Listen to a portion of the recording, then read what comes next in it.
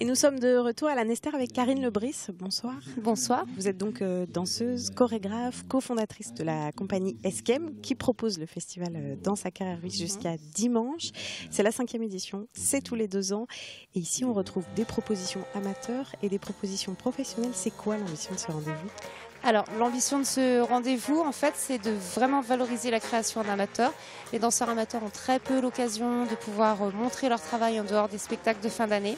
Donc là, on leur offre la possibilité de venir présenter leur travail dans un cadre particulièrement magique et aussi de pouvoir favoriser la rencontre entre les danseurs amateurs et les danseurs professionnels parce qu'on n'est pas du tout sur les mêmes réseaux. Et là, c'est l'occasion de pouvoir le faire. Parce qu'il n'y a pas que des spectacles, il y a des ateliers, tout ça vit en journée. Tout à fait. Et c'est à travers ces ateliers, à travers ces moments de rencontre qu'on peut créer du lien, de l'échange et s'enrichir les uns les autres et créer du lien social surtout. Voilà. Et puis évidemment la diffusion de spectacles professionnels, c'est pas évident pour les professionnels de trouver aussi des lieux pour se produire. La conjoncture devient de plus en plus difficile, c'est sûr. Voilà. Et en fait, notre plateau, on ne peut pas se permettre de recevoir des grosses formes, des grosses compagnies.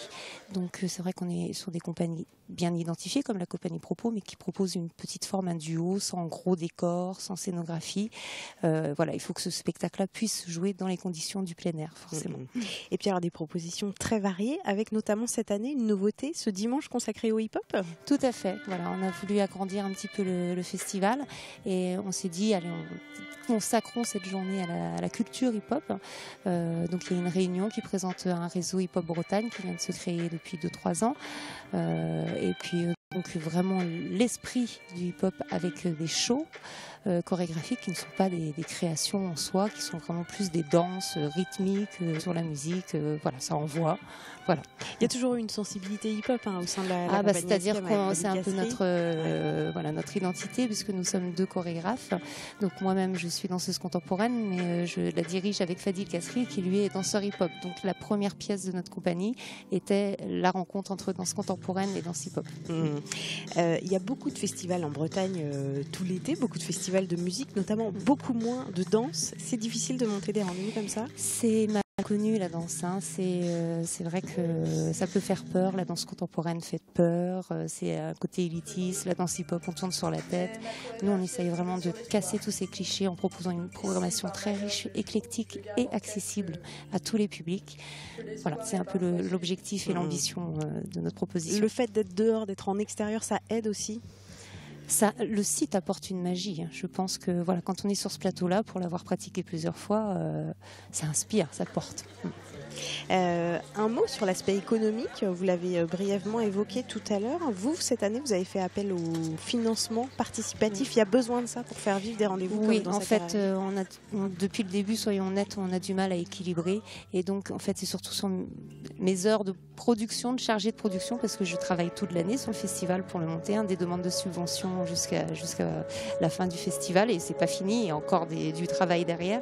Et donc, en général, ces heures-là sont épongées par les ressources propres de la compagnie, ce qui fragilise nous aussi notre activité en tant qu'artiste chorégraphe, la création notamment. Donc l'idée de faire cet appel à financement participatif, c'était pour avoir une petite couche supplémentaire, un petit coussin supplémentaire, même si on est subventionné, aidé par la région, le département et la ville de la Nester. Il reste des places jusqu'à dimanche ? Ah oui, il reste des places. On a fait les réservations la semaine dernière, là on a arrêté les réservations, il faut venir directement sur place. Qu'est-ce qu'il ne faut pas rater ? C'est difficile de dire ça. Nous, on est fiers de notre programmation chaque soir. Je dirais la compagnie Propos est un peu notre invité phare qui sera encore présente demain. Chloé Moglia. Ce jeudi. Voilà, oui, jeudi. Et vendredi, la compagnie Rhizome, Chloé Moglia. Voilà. Très bien pour ce petit tour d'horizon. Merci beaucoup Karine Lebris. C'est moi. Danse à Carrerville, c'est donc ici à Carrerville à la Nester jusqu'à ce dimanche. On va se quitter justement avec un extrait du spectacle Parloir de la compagnie lyonnaise Propos et on se retrouve très bientôt pour un nouvel instant été.